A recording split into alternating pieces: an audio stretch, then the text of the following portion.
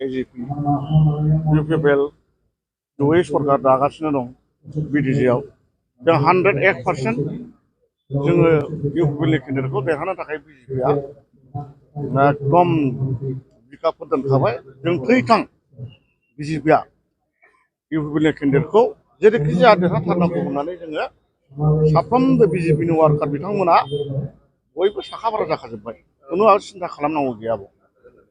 बेथ' गावबा गावनो आइडिय'लजि बयबो सिन्थाखौ खालामखायो जिहेतु पार्टि थाबाय जेब्ला सरकारखौथ' दानो लुगैखागोन ना नङा होमबा जोंथ' जुजिगोन जुजिनानै हानाय हायै बे उननि बाथ्रा नंगौना नङा पार्टि हिसाबै जोङो बयबो आलादा गेलेनानै सरकार दानोखौथ' नाजागोन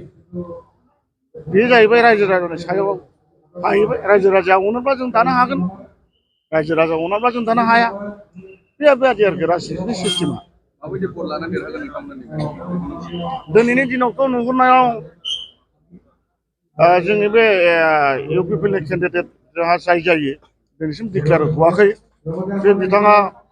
100% माने गोबां बर' देरहागोन होननानै आं आसा खालामो आरोखि बिपिएफआ फेक्टर जागोन नामा एसे ओरैनोथ' सिडलि चिरां हिसाबै गुबुन पार्टियाथ' गोरा नंखायाना बिपिएफल'सो दङ गुबुन पार्टि कंग्रेसआनो हक अना बर'आथ' खामानि गैयाना बेजोंनो जागोन आरो सोरजोंनो जानो जाब्लाबो खिन्थु हानाय नङा जेबो खामानियाव फैनाय नङा